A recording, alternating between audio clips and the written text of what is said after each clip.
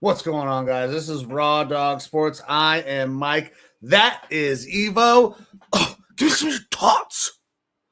And we have got a banger today. We've got cornerbacks. We've got wide receivers. We've got a lot of them because there's a lot of these dudes that are good. Some that we have some questions about maybe. Maybe some character concerns with some. We'll talk about that. But there's other news as well going on inside the NFL. Potential trades happening. Sexy Dexy could be on the move. Shit's crazy. Evo, my man, welcome in. How you doing, brother? I'm good. It's fun out here in Arizona. We're getting a little bit of cool weather, a little bit of hot weather, a little bit of mix of both. But enjoying what little bit of weather that's nice out here before getting ready to head up to Pittsburgh for the motherfucking draft. Because yeah, your boys are gonna be there. Going to be fun being there live in person to watch all these players and picks that we were talking about get selected onto their new NFL careers. It's going to be fun to see some of the guys that we have as kind of our sleepers or people that we're fans of go to these teams and how everything shakes out. I'm excited to be up there and get to experience the whole thing that is the NFL draft from whichever perspective we get to see it from the fan perspective, from kind of the media perspective, whatever it is. I'm super excited for it and happy to be here and talking about wide receivers and cornerbacks because this draft gets talked bad about a lot of things, but these are two position groups that are really chalked with a lot of potential, a lot of guys who are going to be starting this league. So we got a lot of players to break down today. Yeah, we do, man. I went through, I got 10 write-ups on receivers. I got 8 write-ups on corners. I could probably talk halfway intelligently about a few more of each one of those. So if you want, man, we can start hopping into prospects, or do you want to talk a little bit of what's going on in the NFL? I know that there's only a little bit of news in the Dexter Lawrence stuff. You want to talk that real quick before we? Yeah. Let's get some of the normal news notes out of the way. One, non-NFL, fuck the Twins. If you didn't see, they had a fantastic broadcast recently where they're doing like a Sunday Night Football intro for the Twins, and it's just an empty fucking stadium. Nobody's there. Fucking nobody. Also, I think I might have sent the video to you. I can't remember, of some of my favorite podcasters from Score North talking about the Twins and how they had their opening day tweet where it's like a picture of like a sunrise at the stadium, and it's like all the comments from the top are like, fuck the Twins, sell the team, terrible owners, enjoy seeing all those empty seats because that's what it's going to be until you sell the team. All the bullshit that I've been fucking continuing to say, fuck the Polads. Oh, also, by the way, one of the Polads gave himself a promotion. I was going to bring that up. He hired himself for a role inside the organization, so he with baseball, with the baseball side. Yeah, not like, oh, we're owners and we need to fucking fund it. It's like, oh, I need to be more involved in the baseball side of things because things aren't going good. Fucking cucks, unbelievable, dude. It's crazy. I'm very happy that the Twins reside in my division. Chase DeLauder is back to hitting bombs. A little scare, but he's good. Guards are good. Got a walk off today. Baseball is well. I'm very happy with that. But Dexter Lawrence potentially being on the move is insane. Graydon, actually, as soon as the news came across my phone, Graydon texted me. He's like, hey, did you see this? And, man, it's going to be a haul if and when it happens. You have to think that it's for sure going to happen maybe? Or is Harbaugh going to play hardball? Yeah. I don't know. Like, look, Dexter Lawrence is probably within the top 3 best defensive tackles in the league and has been for a long time. Right. He is 28, about to be 29, which is, a little bit later on the edge of the age cliff that you would want to be. That being said, defensive tackles don't normally just fall off. He had a little bit of a worse year last year, especially if you're going off of PFF grades, but he was injured.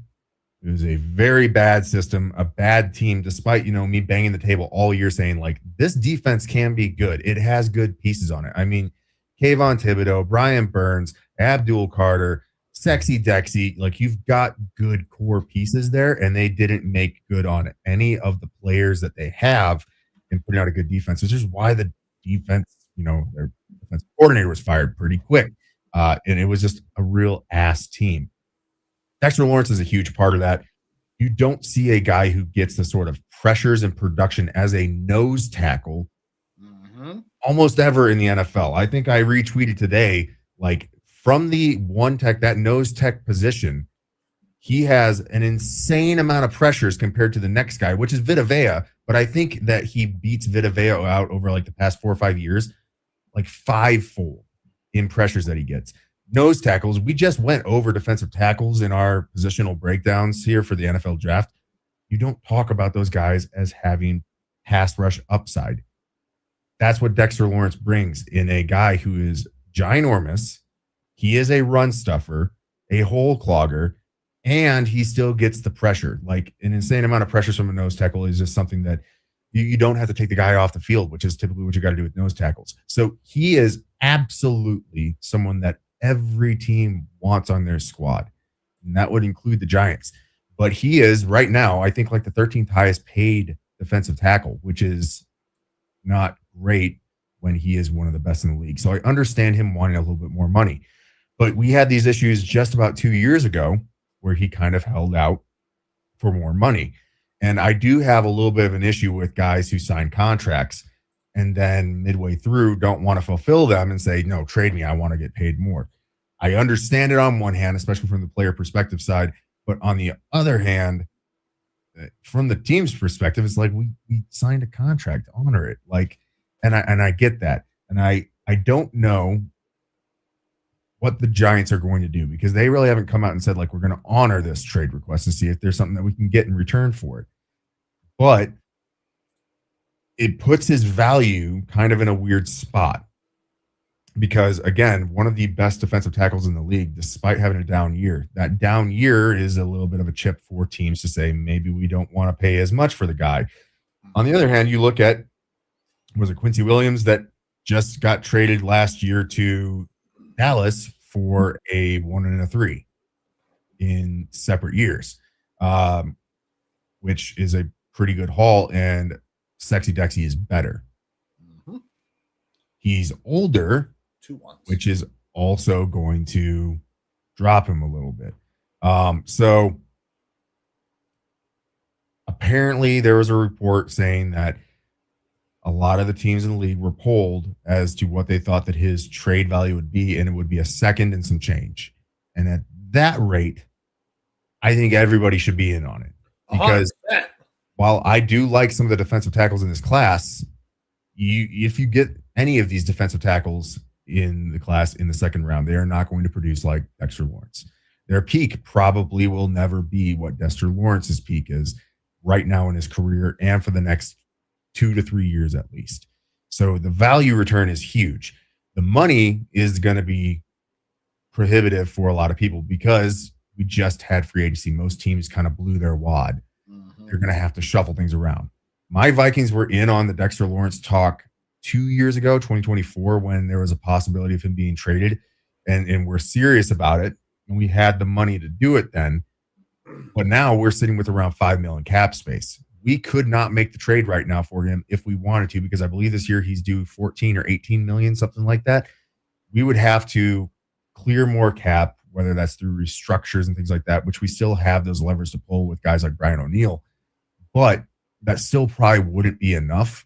We would probably have to trade Jonathan Grenard prior to making the trade for Dexter Lawrence. And then you have to re-sign him. And you can absolutely work that cap magic and push it into later years. But he's like, you look at Milton Williams, who is the highest paid defensive tackle, just got 25-ish mil a year. Not this offseason, but last offseason. Dexter Lawrence is going to command somewhere between that 25 to 30 mil a year range, probably. So you're talking about a huge hunk of money, which also kind of drops his trade value a little bit, because you are talking about a guy who is about to be 29 years old, coming off a down year. The team doesn't have a whole lot of leverage because he's come out with his agent to Schefter and said, I want to be traded. So the team's put in a hard space.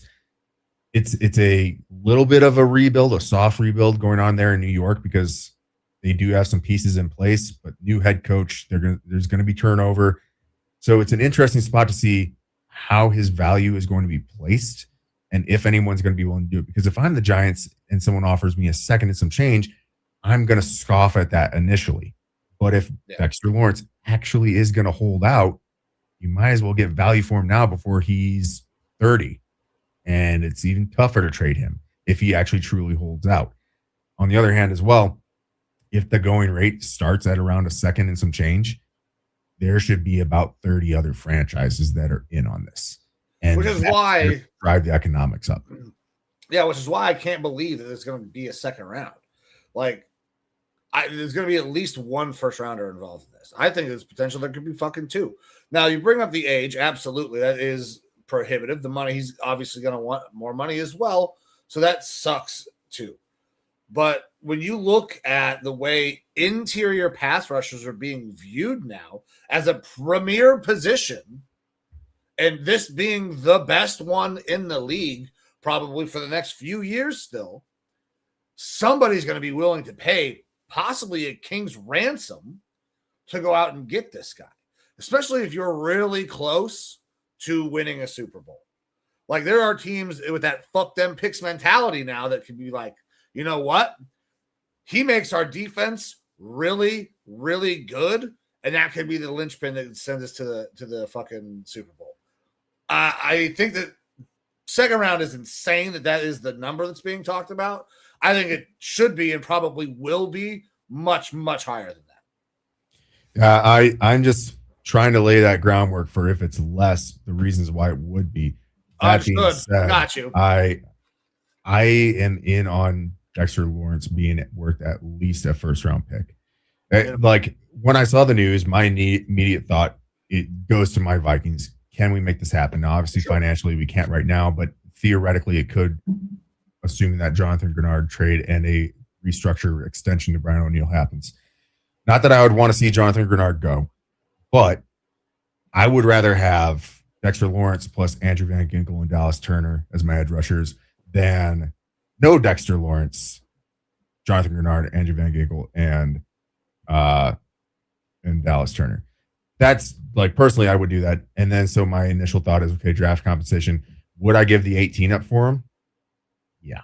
Pick 18? Yeah, I would give that up for Dexter Lawrence right now, because I don't think you're getting as good of a player there, at least not in the short term, the next 2 years, we'll say.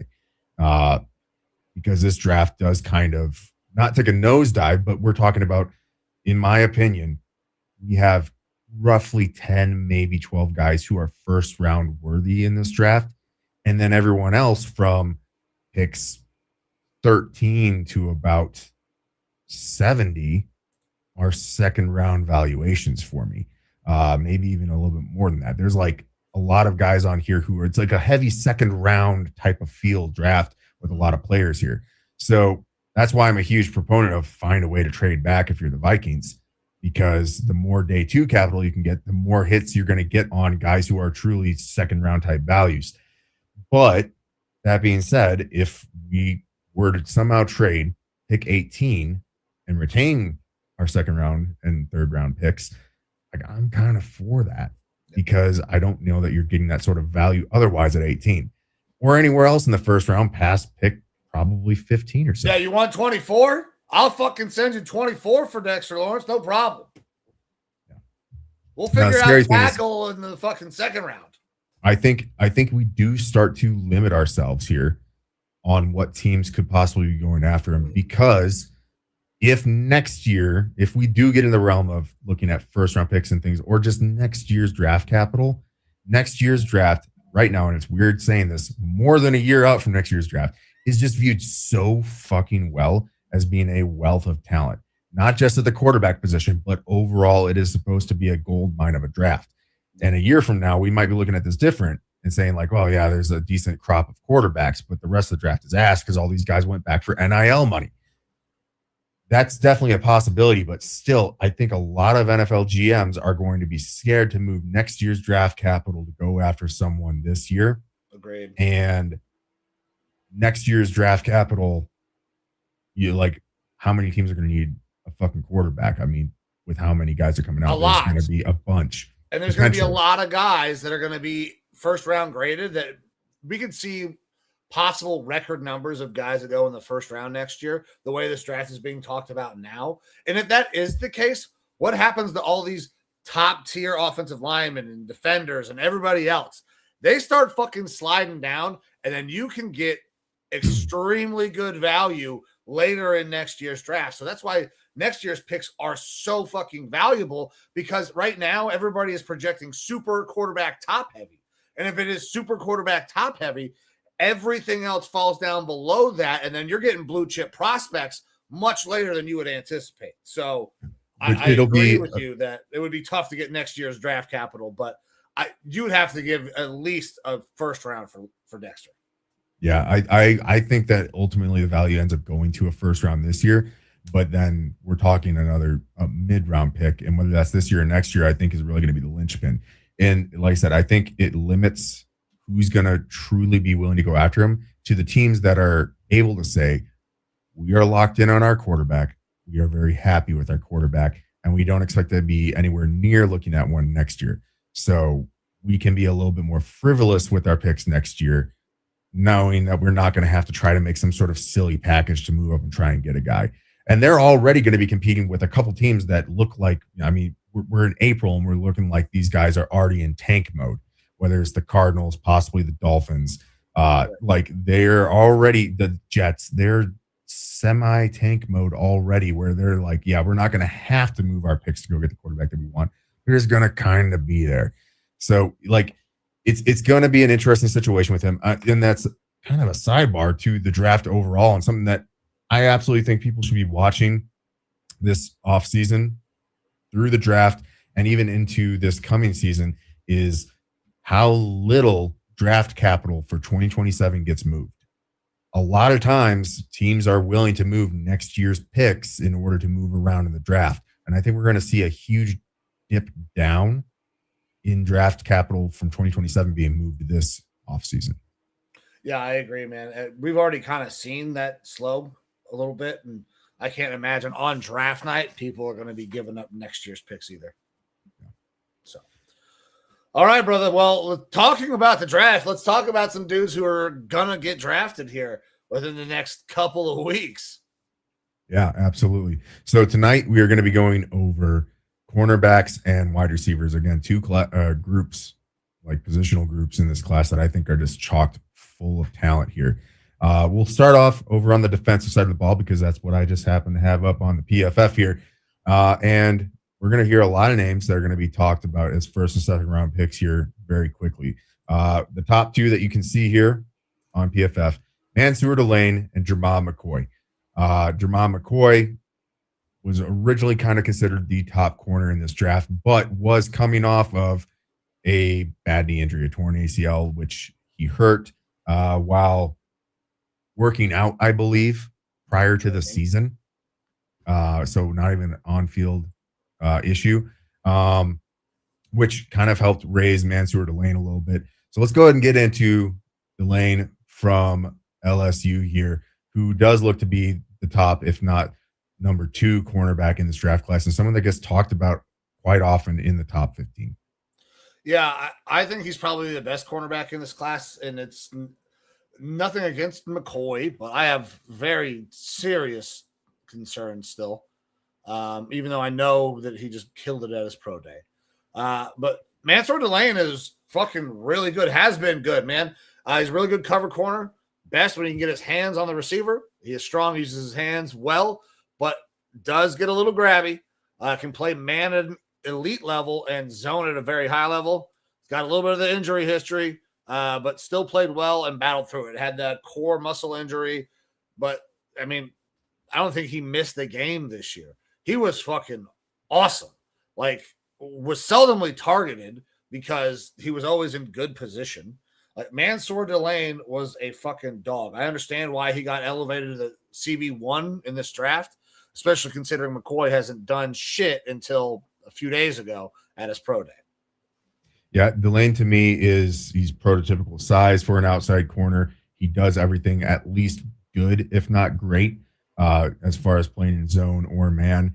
The knock on him a little bit is that, like, we really saw this boost in production this year where he was a premier guy playing at a premier school. And so you have a little bit more limited production over the wealth of his time in college. That being said, the tape at LSU this year was really fucking good. And he just wasn't targeted that often. You can see he didn't allow a single touchdown all year. I think it's a little bit more of LSU's system, but they like to play and keep everything a little bit in front of them. And I think he'll fit in better with like a quarters look, but he's quick to bail out. He's quick to bail out on things and fall back. And I believe it's LSU system that likes to have that little bit of underneath help. That's not to say that he can't be a little bit more of that lockdown guy on an island on his own at the pro level. But if there's any sort of a knock, that's what I have on him. But I think that he's one of these, like, as far as the cornerbacks go, safest prospect in this class. And that's only because the next guy that we're going to be talking about here, Jermod McCoy, is safe in every other aspect except for his health. You brought it up. He didn't do anything this last year. He didn't do anything at the combine. And it wasn't until his pro day recently that we actually got to see him. But the fact that he's out there running in the 4.3s again, I think shook a lot of the concerns off of this guy. I know it did for me. Mm-hmm. I try to not have things like the combine and stuff move me too much on a guy. Like, the truth is that Jermod McCoy's film from 2024 and earlier was just so goddamn good that it makes you feel like, man, this is a guy that we should possibly bet on.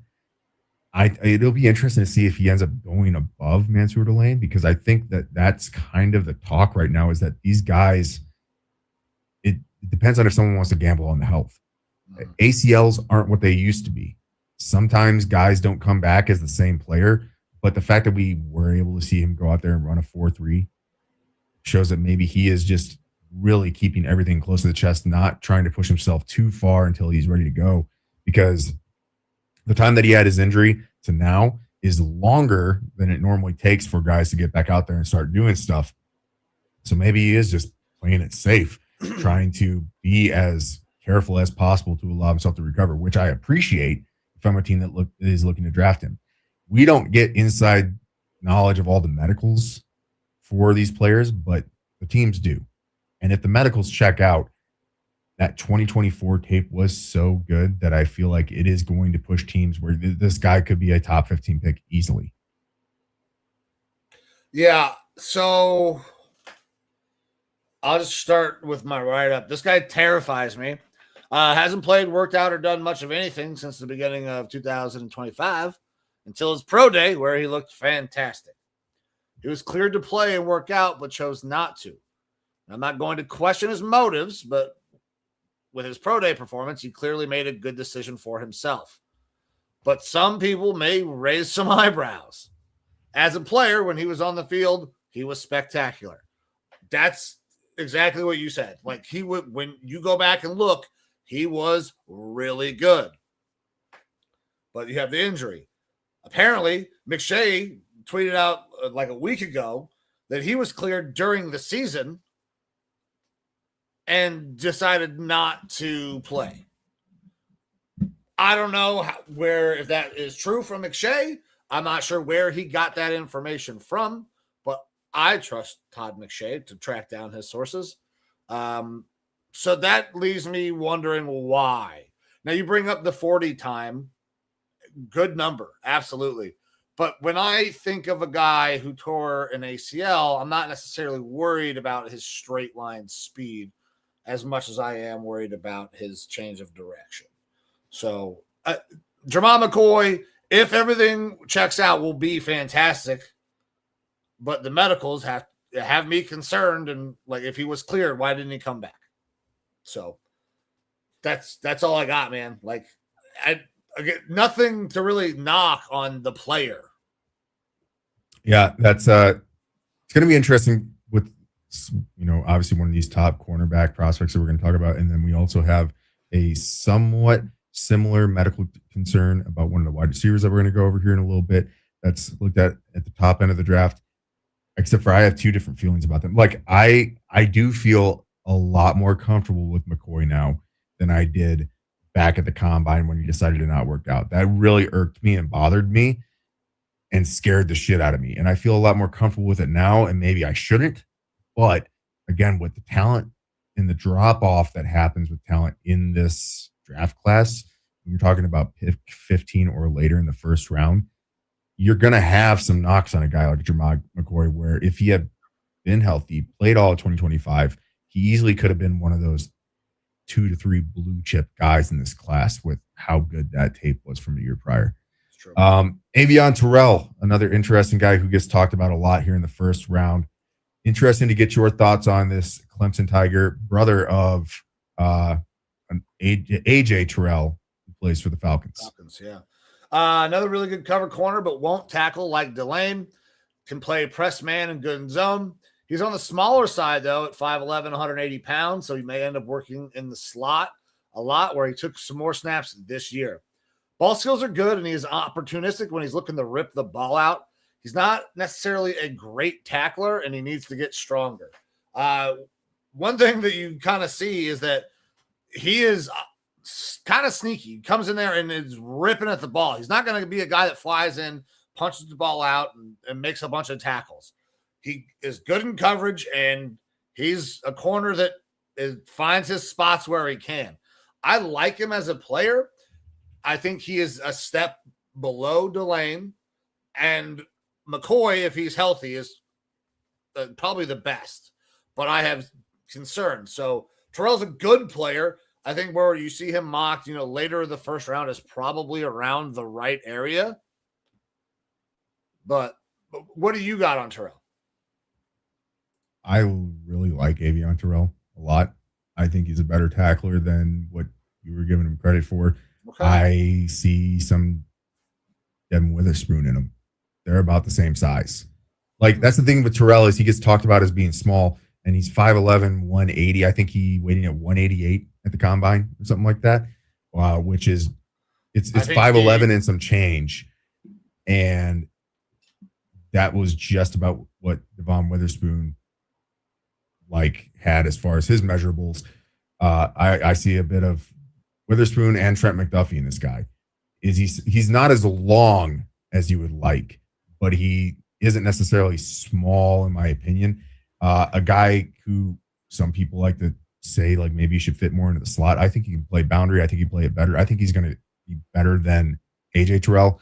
I feel like he is maybe a lower ceiling, but not terribly low. I think he'd be a number one cornerback on a team compared, lower ceiling compared to McCoy or Delane, but a guy who absolutely is worth a first round pick. And we saw McDuffie fall a little bit in his draft class, but I think redrafting people would be like, no, he should be one of those top guys. Avieon Terrell, I think we could look back and be like, no, he absolutely should have been right there in the conversation with a McCoy and a Delane when it's all said and done.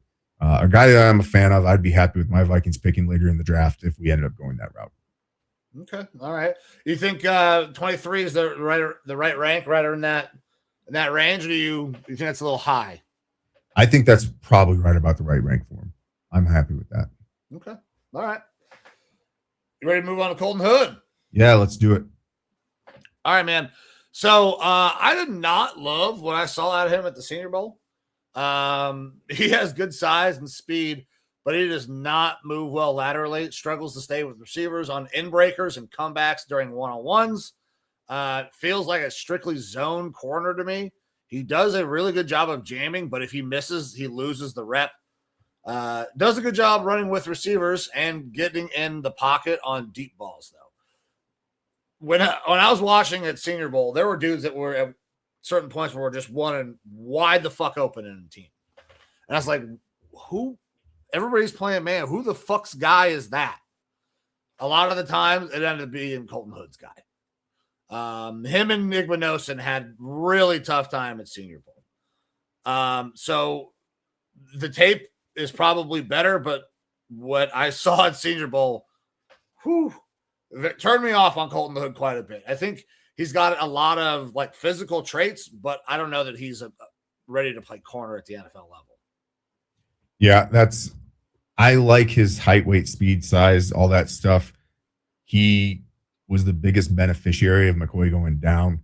But I think that he has some flashes where he shows like he can be a real good cornerback, but he's not there yet. ACL injury earlier on in his career kind of stunted his development a little bit. This is a guy that if I'm drafting him, it's second round for me and maybe mid-second round because I'm not looking to play him right away. Like I'm hoping that I'm not having to start him right away. The guy needs at least a year of development in an NFL system before you really start seeing him on the field a whole lot.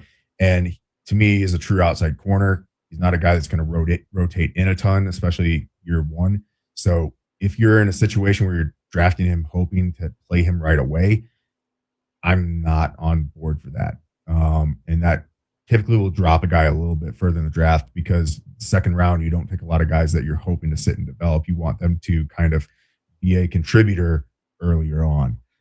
So that drops him a little bit for me, but I do like the projection on him. Just needs time to develop in an NFL room. Yeah. I agree, man. He's not going to be able to step in and play right away, in my opinion. Which is very much the same way I feel about Brandon Cisse. So really good athlete, but kind of an average football player right now. He hasn't played a lot of meaningful football. He's young, athletic, and has all the requisite size to play at the NFL level, but I don't know that he's ready to play there yet. With some high-level coaching, he could be a top-level corner, but he just hasn't had the opportunity to play a lot. So because of that, I think he's incredibly raw. I think he could be very good. I just don't think he could be very good immediately. He's another guy that needs some seasoning because his snap count is incredibly low. Like for running backs, that's great. For corners, I want him to have some reps out there. So he's seen a lot of guys run routes, and Cisse hasn't seen that yet. So I think he will be good, but not right away. Yeah, it's athleticism, size, and traits with him that are very raw and undefined. He isn't great on, especially over the top. Like you'll beat him over the top. He's got trouble tracking the ball. Not a great 50-50 type ball guy. But the tools to me are there. It's just another guy that needs some development, which kind of places him there in that second round, which I think we got some guys coming up who also are going to be second rounders that I think, yeah, this guy can probably jump in right away, especially here with a D'Angelo Pons for me. Yeah, I love D'Angelo Pons. Do you want to go first or do you want me to go? Sure, yeah. D'Angelo Pons, this is a true guy who has some size limitations. You see 5'9" there, 173. Yeah. The thing is that, like, you watch the tape, and the guy is a fucking baller. Everything he puts on tape screams first-round cornerback to me. And he played on the outside as a guy who was 5'9", 173, and it didn't look like it was limiting to him. I just think that it is going to be limiting to him probably in the NFL to a point. But, like, how fucking good of a player he was in college and how good he was on tape, I feel like he's going to feel like such a steal to a team in the second round. And it's just inevitable that he's going to fall to that second round because of the size. Yep. Super productive, like dog mentality, always in on the play, extremely feisty. I love everything about him. I just wish it was obviously in a little bit of a bigger frame. but at the same time, like it excites me that you're going to get essentially like first round talent probably in the second round because he was just so damn productive there at Indiana. And he wasn't just productive at Indiana. He was productive his entire college career because he started at James Madison with Cignetti and then followed Cignetti to Indiana. So he played at a lower competition, moved up in competition, was fucking good there too. He's kind of the opposite of Cisse. He's really well polished and a smart corner with a ton of starting experience playing for Cignetti at James Madison and in Indiana. It's like I just said that. But the measurables start to worry you. Not the testing numbers. Those are fine. And his vertical shows he's incredibly explosive, but he's 5'9", 173 pounds. He's incredible in zone coverage when he can read a quarterback and got him a pick 6 in the semifinals. He needs to get stronger and he probably needs to add a little bit more weight. It's just the size. The only knock that I have on D'Angelo Pons is the size. That is literally the only thing. If he were 6 foot and 195 pounds, this is cornerback 1 in the class. Yeah. And to me, it's not like the size, the size obviously is going to limit him to some extent with tackling and stuff like that, but he doesn't know he's that size. It doesn't seem like he knows. He's a fucking, like I said, a dog. He's in there on run fits and things like that. He doesn't care. He's out there acting like he's a 6'2", 215-pound corner, even though he's not.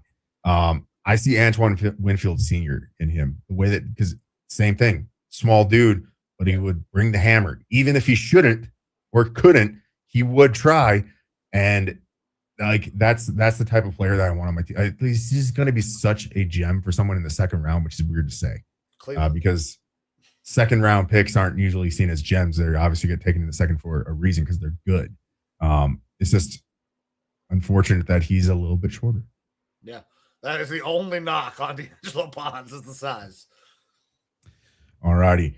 Next up here, Chris Johnson out of San Diego. All right. So on Chris Johnson, he's an outside corner that does a great job staying with the receivers. And times his knockdowns really well. Doesn't have a lot of ball production and is very content with just knocking it down. He's a good tackler and a good athlete, and he needs to get stronger. He's a CB2. He's going to show up. He's going to do his job. Doesn't create much in terms of turnovers and things like that, but he's a really good cover guy. Like that's this profile. I don't think that he's a 1, but he can come in and play right away on the outside of somebody who is a 1. So Chris Johnson, good player. Second round is the right range for me. Yeah, I love him in a zone scheme. Obviously, you can see those zone coverage grades are really good. Not a guy that comes up and plays press. I think that his floor is probably a good number 2. Yeah, you could get more out of him, and he could possibly elevate to that 1. But I think that as a second round pick, you feel safe with grabbing him and knowing that he's going to, within a year or two, be an extremely solid number 2 cornerback, outside cornerback in the NFL. Plenty of reps, plenty of production there at San Diego. You can see just based off that last year's PFF grade, did a really good job locking down his side of the ball. So a solid guy who this is one that I think can step in pretty quick in the second round. Just a little bit more of a limited ceiling on him. I agree. So I have a group of guys. This next group of guys, I don't have much of anything on. My next guy is going to be way later down the line, but I could talk about a couple of these guys. You have stuff on Abney and Scott, though, right? Yeah, and I'll kind of keep this relatively quick. Abney, even though he's got a little bit better size, I still feel like he's a little bit more of a zone and a slot guy. He's going to feel better in the slot. Also, plenty of production and plenty of reps there at Arizona State. A guy who's going to be able to fit in pretty early on. Again, a little bit limited ceiling, but a solid guy who could be a starting slot corner or possibly a number 2 in the NFL. Keionte Scott, old. That's my biggest knock on Keionte Scott is that he's about to be 25 years old, but very, very productive there at the U. A guy who I think is someone that's going to also step in right away, probably gives you number 2 production and really good in run fits as well. Traydan Stukes here, I don't see him as a corner. Another guy who's a little bit older, but height, weight, speed, measurables guy, bigger at 6'2", 200, and looks like he's rocked up. He's going to be more of the nickel safety type, and PFF has him rated here in the cornerbacks, but I think ultimately he's going to fit best as a safety, box safety, down towards the line and things like that, a little more, or in the nickel in the NFL. Someone who I think right now at PFF has him ranked as 61. I think this guy second, maybe early third round pick based off of some of the stuff that he's done recently. Davison Igbinosun. I loved him at Ohio State, but God, he looked really bad at Senior Bowl. He looked very similar to Colton Hood. Couldn't change direction to save his life, man. Receiver snapped it off at the top of the route, and he is still running towards the end zone. He's got to improve the technique, but size, speed, all that shit's there. Yeah. And I feel like Igbinosun's a guy who's going to be more third, fourth round because he can come in. You can elevate him in a couple of years to possibly a number 2 outside corner in a press man scheme, but not someone that I'm looking for getting returns right away on it by any means. And then next up here, Chandler Rivers, a guy that I believe that you wanted to speak on. Yeah, I do have a write-up on Chandler Rivers. So there's another undersized corner at 5'9.5. That will probably be typecast as a slot corner. Played a shitload of football at Duke. Has really good technique and is a good athlete, which is good because he also has tiny little T-Rex arms. He's not a great tackler, but it's not because he doesn't try. He just isn't quite big enough and doesn't have the frame. This is very similar to a guy in like a D'Angelo Pons, just maybe a D'Angelo Pons light. If you're looking for a slot guy later, day 3 type, Chandler Rivers is a guy that I really like. I also enjoyed listening to him talk at his media avail. So maybe there's a little bit of bias there, but I mean, you can go look at the tape. He played a lot of fucking football at Duke, and it all looks pretty damn good. Yeah, a solid guy, but and he played a shitload on the outside at Duke because he was best cornerback there. But in the NFL, I think his best fit is there in the slot. He is going to give up a decent amount of receptions, but he's pretty much locking guys down where they're not getting a whole lot after the catch, and it's going to be more underneath stuff. Who else did you want to? That was my last write-up. All right. Dalen Everett. I like this guy a lot. I think he's a perfect fit for Brian Flores' scheme.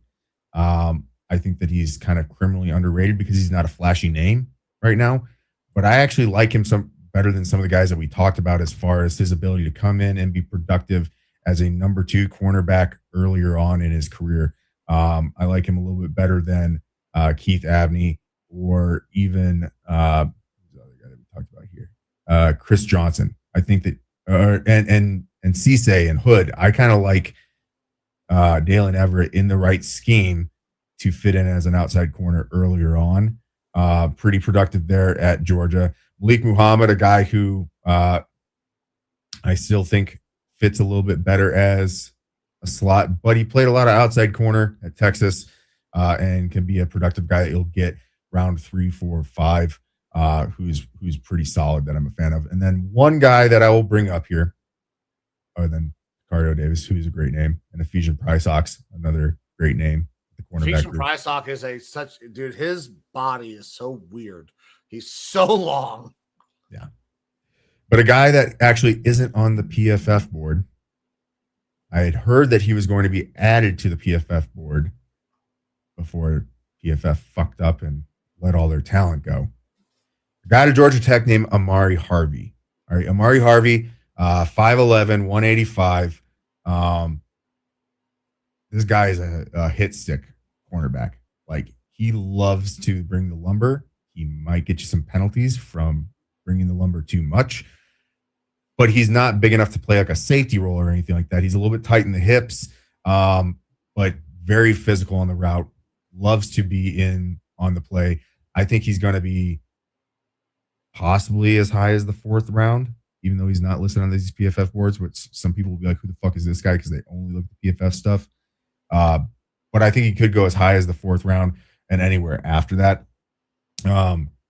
He's not going to be your prototypical lockdown corner. He's going to be solid, but I love him in run fits. I love the fact that he wants to get up there and knock some teeth out. So a name to watch for in day 3, Mari Harvey. All right. Evo coming in here with some deep cuts. Guy's not even on PFF's big board. No, sir. He's slowly making it on some of the other mock draft databases out there, though. Which are growing more and more by the day as PFF falls apart. All right. Well, that takes us to the wide receivers, an interesting group where, again, lots of talent. I think it is even probably more talented than that cornerback group. Yeah. You're finding solid contributors, possibly even into day 3 out of this cornerback group. But we'll go ahead and start off with Carnell Tate, who I know you absolutely love. I love him too. I feel like I see Chris Carter in this dude. So go ahead and give us your breakdown of Carnell Tate. So he's a national champion and excellent jump ball winner. 85% of contested catch rate and a great route runner. Fluid in and out of breaks and rarely pulls up early to give the defender a chance to react. Strong hands and does a really good job keeping his hands off during keeping the defender's hands off during the route. At 195, you'd like to see him maybe put on a little bit more weight, but I think an NFL diet plan and the weight room should help him there. And he is a capable blocker. Carnell Tate is a dog. He needs to be a Cleveland Brown. He actually was just in a space with our friends OTC the other night. I got to hop in there and listen to him a little bit. Great kid, man. I want this kid in Cleveland really fucking bad. I think he is the best receiver in this class. Maybe I'm a homer. I don't care. I keep hearing everybody say, second best receiver on his team. Yeah, every fucking receiver in this group would have been the second best receiver on that goddamn team because Jeremiah Smith is the best receiver in the country and has been since he stepped on the field as a freshman. That shouldn't be a knock on Carnell Tate. And every time I hear somebody say that, it just blows my fucking mind how stupid a Tate could be. Why would it matter that he's the second best receiver on his team when that kid, who's the number 1, is better than everybody else as well? That's not a knock. That's just waiting for Jeremiah Smith. So I want Carnell Tate in Cleveland. I think he's going to be awesome. Yeah, I don't think too many teams would complain if T. Higgins was their number 1 receiver on their team. But no. T. Higgins is the number 2 on his team when you have Jamar Chase. And that's kind of the situation that I felt there at Ohio State. Carnell Tate has the capability of being a premier number 1 receiver, does everything well, good in the run, obviously good in the receiving game.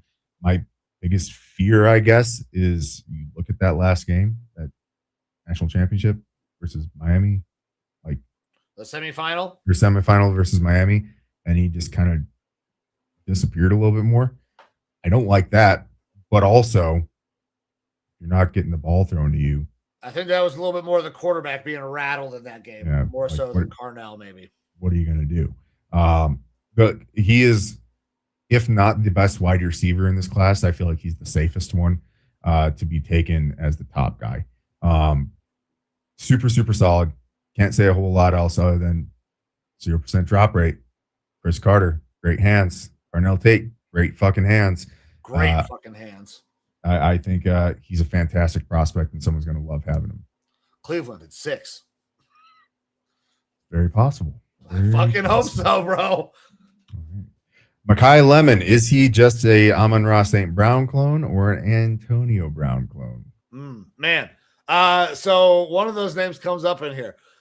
He's a really savvy route runner and can operate wide or from the slot, with the slot being his better option due to a little bit of lack of size.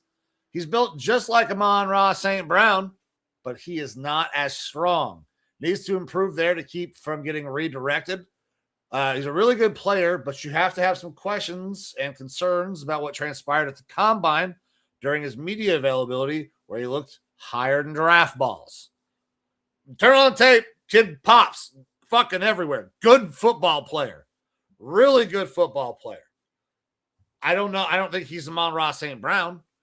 And I think that he hurt himself with what happened at the combine. I don't know that I can say too much bad about him as a football player other than the fact that he needs to get stronger so he isn't so easily rerouted. But that's about it. Yeah. Look, you went on a little bit of a spiel earlier there with Carnell Tate and how he's the second best receiver on his team with Jeremiah Smith being there and him being the best receiver in the country. Well, Makai Lemon actually won the award for best receiver in the country. He won the Blitnikoff this last year, and there's a reason why. He's really, really fucking good, despite his size. There's not a whole lot to say there other than the character stuff scares me a little bit. Like, I think a lot of teams, if not most teams, are just kind of overlooking that as like, this is a wide receiver and he's a little bit weird, which is not abnormal. Right. Because if you're getting that sort of production on the field, who gives a shit? Like, he's electric. So good, He's dude. outstanding. All right. Interesting guy here in Jordyn Tyson. Yeah. Injury prone is the main thing that we get here with Jordyn Tyson. This is the guy that I was kind of alluding to, closer to a Jermod McCoy on that cornerback side. Jordyn Tyson, extremely productive. You love the height, weight, speed for him. Looks like if you didn't have any injuries, maybe he's the best wide receiver in this class. Yeah, probably. Then you have injuries, all sorts of different injuries, not like re-injuring the same leg over and over again type thing. Though I believe he has a hamstring injury right now, which is the same leg as the injury that he had, the knee issue. And then I think it was a shoulder or a collarbone previous to that. So the injury prone stigma sticks with this guy, Jordyn Tyson. Yeah. And that has to play a huge part of your eval with him. That being said, I watched the film that he does have, and I see Justin Jefferson. Like, he looks good, dude. like Justin Jefferson to me when he's on the field. Some guys are injury prone. Some guys just have some bad luck with injuries. Which is it with Jordyn Tyson? If the medicals, if you're like, this guy isn't injury prone, he just had some bad luck, and then holy shit, you could be getting another version of Justin Jefferson with the way that he runs routes. Like, he has the same sort of smooth fluidity with his route running and fantastic hands that I see from Justin Jefferson on a daily basis when he's out there for my Vikings. And so to be able to see a Jordyn Tyson falling now, because he's pretty precipitously falling into the later part of the first round, you could be looking at a huge value here if he's able to stay in the field. Yeah. So high-level receiver with some injury concerns. He's a good route runner and blocker. Hines Ward probably helped him with that. By the way, that's who his just position coach was. He is exceptional after the catch. You brought up the Jamar Chase comp, and that's where I see it, is when the ball's in their hands after the catch. They look fucking the same running down the field. Really good at the top of his routes to create separation. Has the size to play any receiver spot, but can he stay healthy? That is really the only question mark that I have. Health. That's it. That is the only thing I have concerns with. Yeah. Which, again, looking at this from a Vikings only view, if we go BPA and he's there at pick 18, like, I'm not going to be sad if we take him. I'm sure you're because not. If he stays healthy, playing in a dome a big part of the year, like, 2 Justin Jeffersons on the field, I'll fucking take that any day of the week. Do you guys have natural grass in that dome? Because that's probably not good for him if you guys have a weird synthetic. Okay. It's like trying to be as natural as possible, but it's not. But it's not. All right. Omar Cooper Jr., someone that has a lot of varying thoughts on from different people. Sometimes viewed as the second best receiver on his team with the Hoosiers. Sometimes, obviously, when it came down to the national championship game, extremely important. Very good. A little bit undersized. An interesting prospect where some people have him as like the number 1, 2 on their board. Some people have him as like the number 5 guy on their board. I'm interested to see where you're at with Omar Cooper Jr. I mean, I don't think he's a first rounder, but I think he's a good receiver, good with the ball in his hands, and was a big time competitor for the Hoosiers. Can break tackles and keep going, but struggles to create separation. Tested really well at the combine, and the crowd loved him. Is he Deebo Samuel or is he Xavier Legette? Kind of hard to say that Indiana Hoosier team was so fucking well coached. Like they had him in perfect positions to utilize him and take advantage of what he does well, because he's very similar in that like Deebo Samuel kind of build where you can use him gadget style, but there's also a little bit of bust potential that comes with that, as we saw what's kind of happening right now with Xavier Legette in Carolina. So I think he's got potential, but there are some holes in the game here for sure. Yeah, I think that he absolutely could go in the first round, but I don't think he's a first round talent. I think he's safer, especially from an injury prognosis, than a guy like Jordyn Tyson. And that could cause him to go above a guy like Jordyn Tyson. But I don't think that he'll ever reach the high-end ceiling potential of a Jordyn Tyson.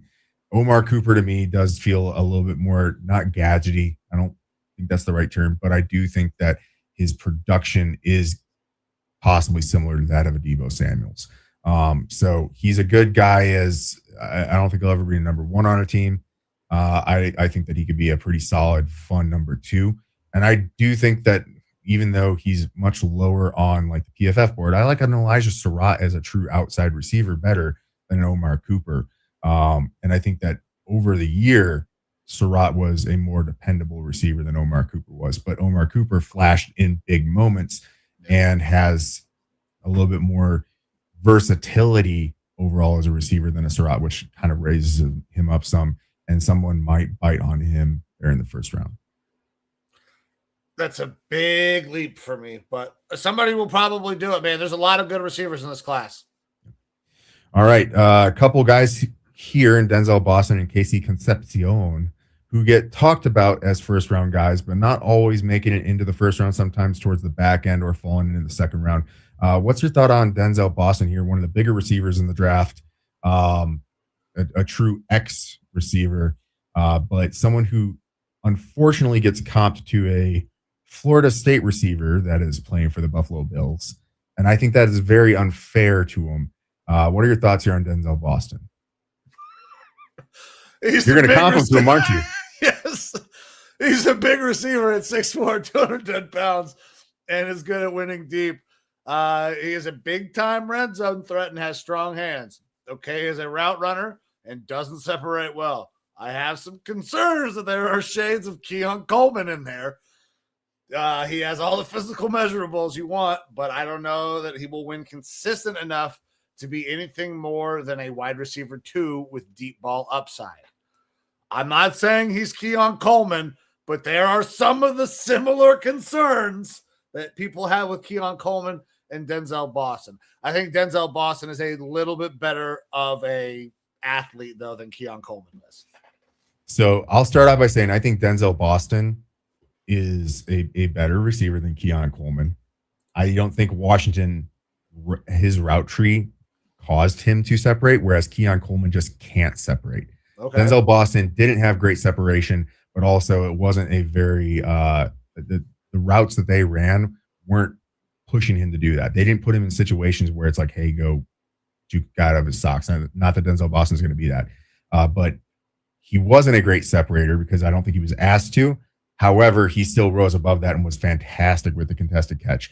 One of the things I love about Denzel Boston is that he's fantastic whether you're passing or running. He is probably the best run blocking wide receiver in this class, in my opinion.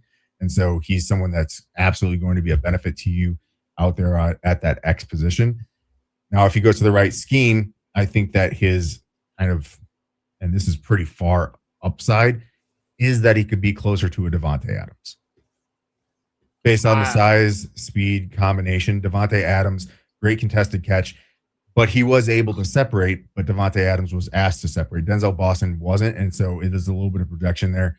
I don't see him as being that Keon Coleman clone, which I think gets thrown around too easily. I'm not saying that, but listen, they are built.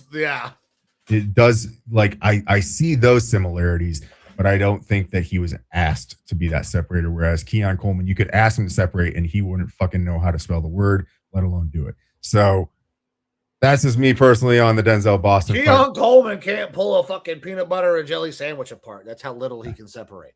So we'll see with Denzel, and it's going to take him probably, in my opinion, it will take him out of the first round.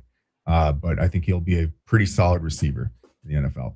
And then Casey Concepcion, a little bit smaller guy. Yeah. Good athlete. What are your thoughts here on this dude? He feels like a true slot. He's a really good route runner and sudden in and out of his breaks, but he's not going to necessarily wow you with his athleticism.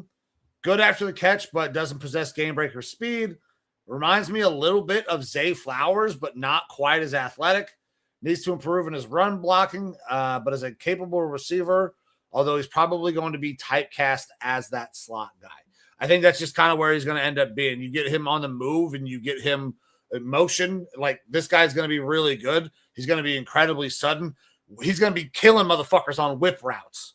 Like, that's what this guy does, but it's not necessarily going to be a guy that is going to go for 1,000 yards, game breaker, going crazy. Unless he's just force fed like a Edelman, Wes Welker type. And I don't know that he's going to go into that mode right away. Yeah, I think high-end upside, like very high-end upside, if he were to hit, is a Percy Harvin. But his floor is probably closer to a Tavon Austin, and I lean a lot more towards that, where he's a lot more gadgety. You want to get him into open space and let him allow blocks and stuff to develop for him to be able to, find his way around them. I lean a lot more towards that's not going to work as well in the NFL as it should. And a drop issue. Like he definitely had a drop issue this last year in college. A guy who, if you bet on those traits and intangibles, that he could find his way into the first round. But I don't think that he's going to be develop into a number one receiver. I question a little bit, is he going to be a true number two? Like, he's going to be a little bit typecast for a reason in the NFL, as a little bit more gadgety or specific plays drawn up for him rather than him being the receiver that goes and gets open and becomes a viable target. All right. I think we have some similar concerns there with KC. Yeah. All right. Any thoughts on Chris Bell or Jeremy Bernard? I do have a Chris Bell right up. He's a big body receiver. That is AJ Brown? You said AJ Brown? I did not say AJ Brown, but I'm sure that I don't have that actually in here. So it's talked about a lot. And I saw AJ Brown in him a little bit, but there's injury concerns with him, which worries me some. Yeah, so he's recovering from the ACL tear. Good hands and an okay route runner, but definitely needs some more refinement with that, in my opinion. He does win over the top well and does a good job with late hands, man. When and will he be ready and at full strength? That's kind of the thing. He's starting to come back already, starting to put some workout stuff out there. And if he comes back and is healthy, this could be a guy that I feel like could also be a steal later on. Maybe not super top-end production like you're going to see out of a Jordyn Tyson, Carnell Tate, but another bigger receiver who I would like more than a Denzel Boston in the first round. So I like Chris Bell a lot. Yeah, I'm a Chris Bell fan, and the AJ Brown comp seems like it's too easy, but I see a lot of that in him. AJ Brown went second round, 51st overall pick. I think that's right around where Chris Bell can go. And you're getting that because he was injured. Because if he hadn't been injured this year, I think that the way that he played, produced, could have easily put him up there in the first round. When you're talking about the height, weight, speed combo, the way that he plays, I do see a lot of those similarities to an AJ Brown, for better or worse.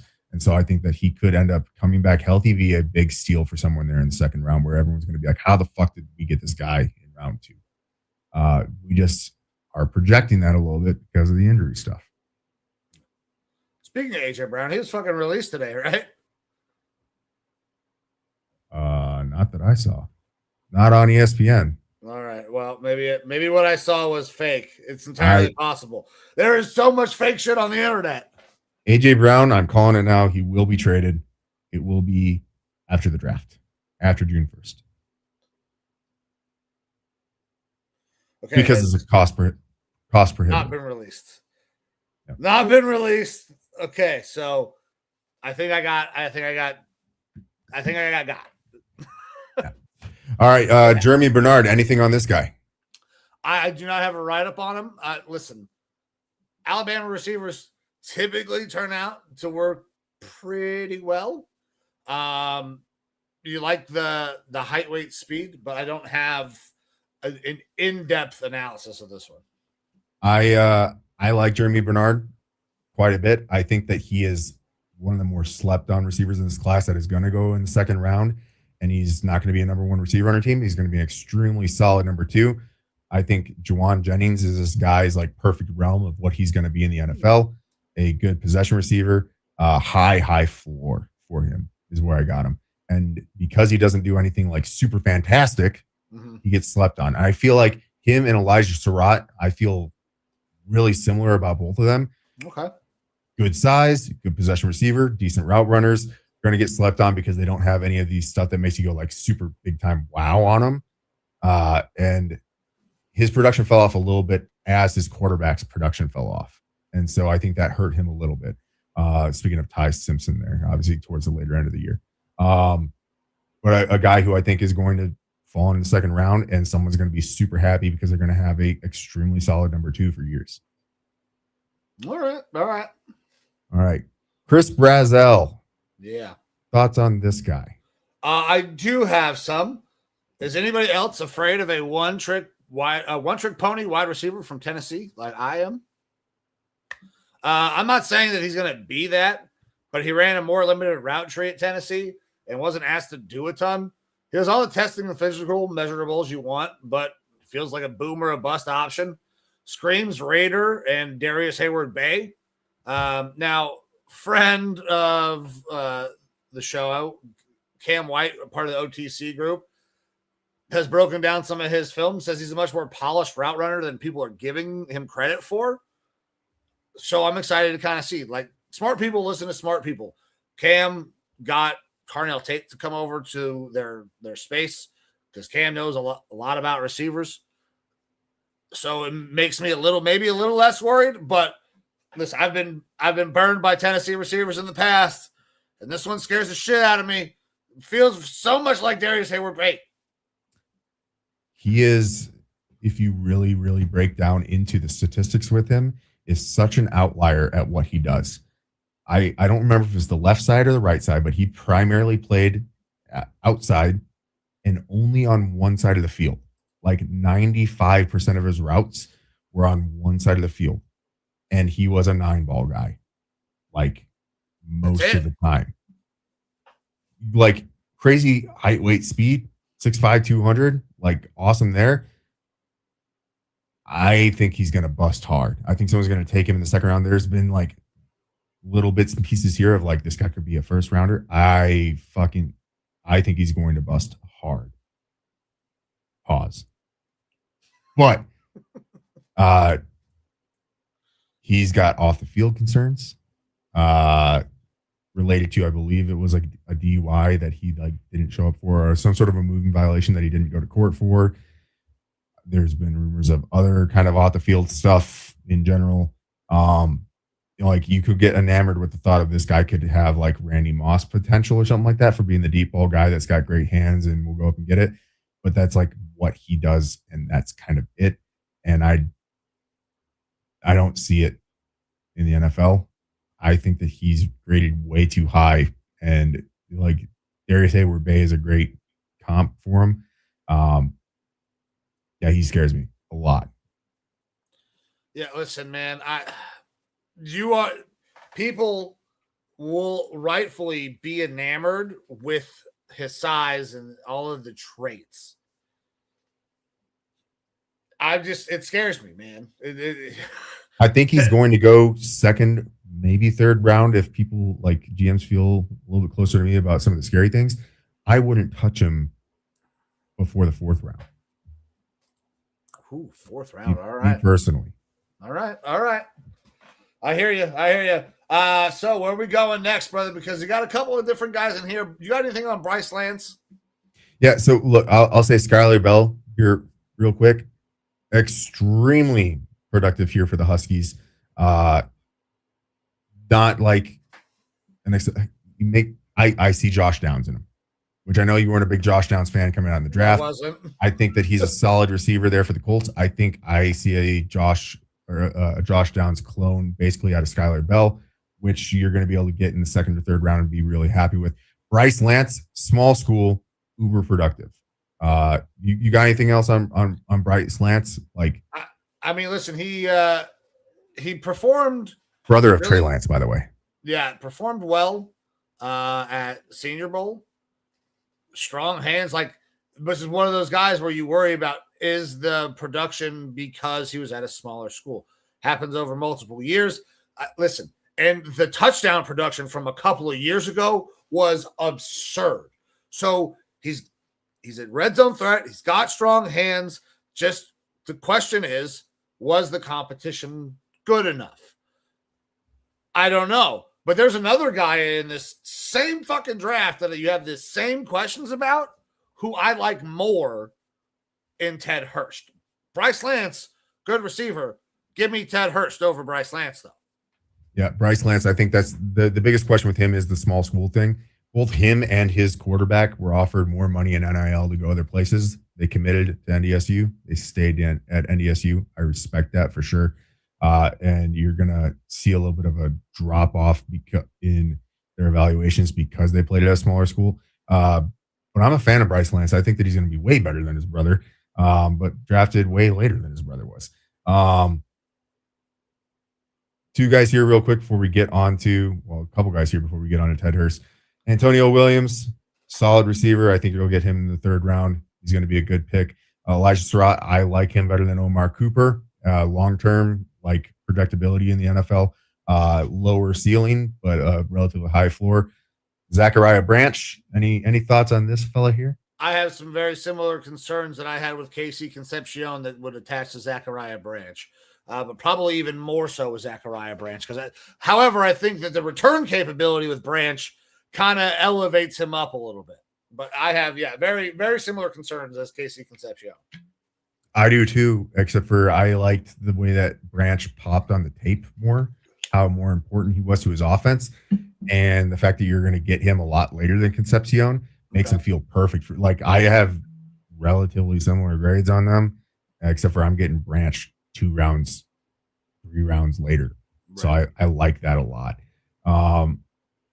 But we won't make you wait much longer. Ted Hurst here. Fucking dude that I brought up to you when you were going out to combine. I was like, watch Ted Hurst. I love Ted Hurst. And then what did Ted Hurst do? He went out and fucking balled out. Dude, fucking Ted Hurst was my favorite guy to watch. He was probably the best guy there, or easily one of the best guys there. I don't know how many best guys I can have because Kyle Luis was one of the best guys there. But Ted Hurst, man, he was fucking incredible.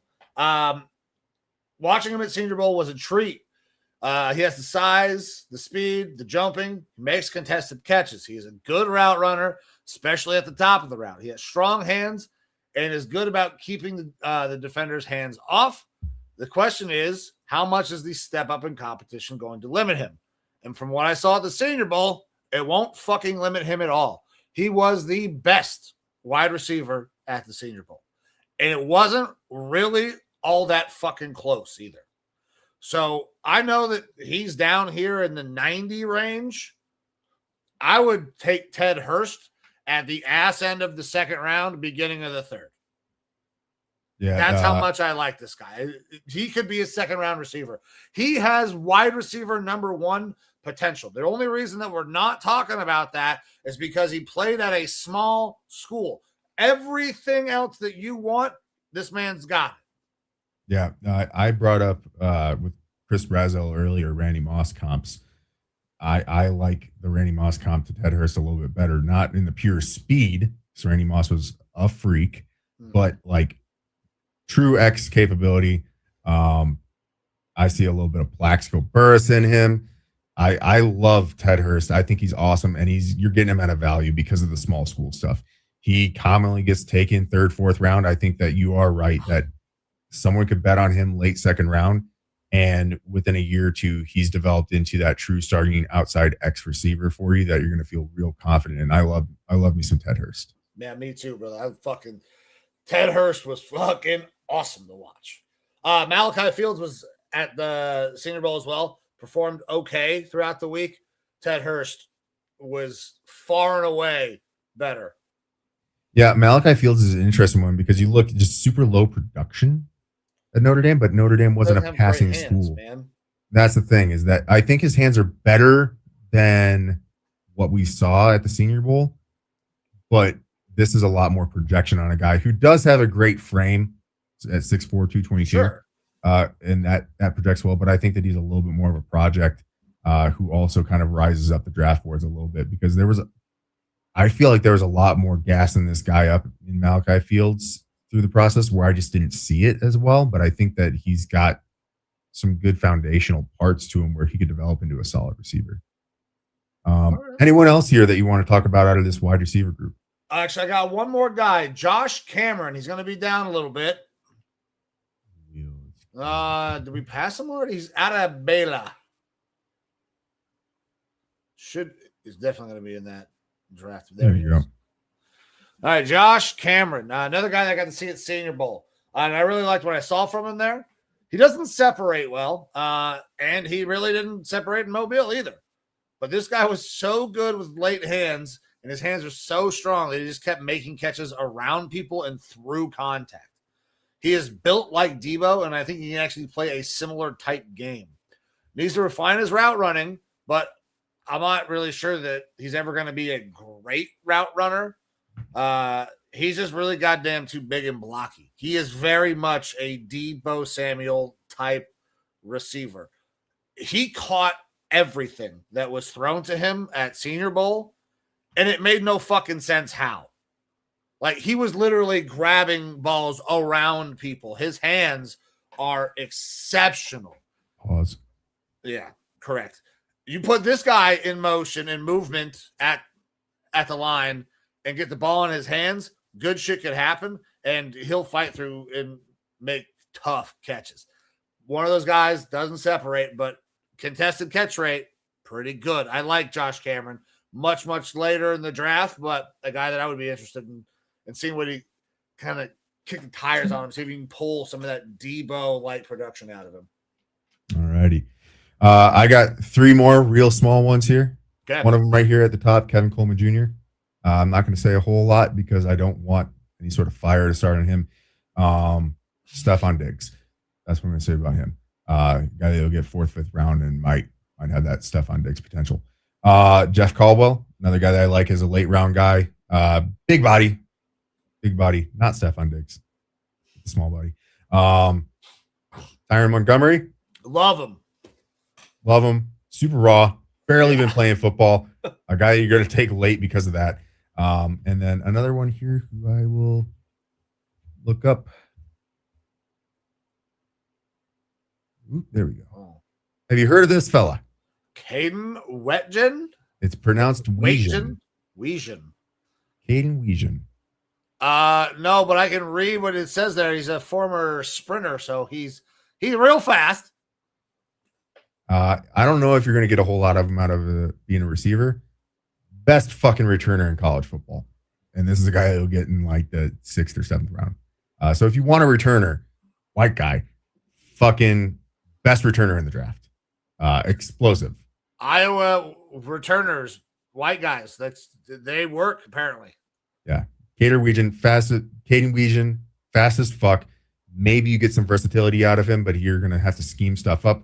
But in the 7th round, if you're able to get the best returner in the draft, you can take a gamble on him and get some special teams production.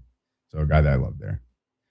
Any other receivers that you want me to look at here, though, before we wrap this bad boy up? I don't think so, man. That's all I got here. All right.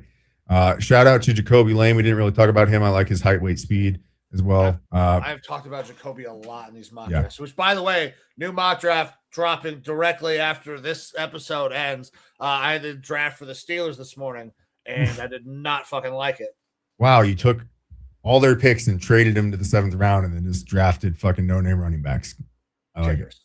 Kickers and punters, baby. They are fully stocked. Well, you can't be mean. You can't just be kickers and punters. No. Bunch of running I backs did a good job for the Steelers fans. Damn it.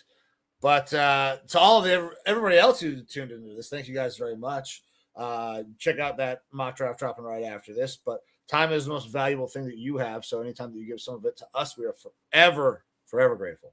Evo, hop in here for one last word, and then we will get out of here until I think Tuesday. We're going to have to figure out what we're going to talk about. All of the position groups are done. We're getting close to doing mock draft season, baby. Draft season. Let's go. I think that might be what we're going to be leaning towards there. Last word for the day. Hey, congrats to the Artemis crew for getting out there to the moon and heading back. Pretty fucking cool images coming back. I know we talked about that last time, but Godspeed to that crew.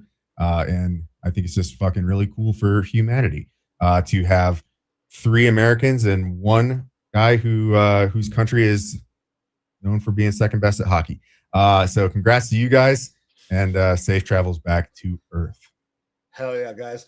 Thank you very much. Once again, I'm Mike. That is Evo. This was Raw Dog Sports. We'll see you guys next week. See you.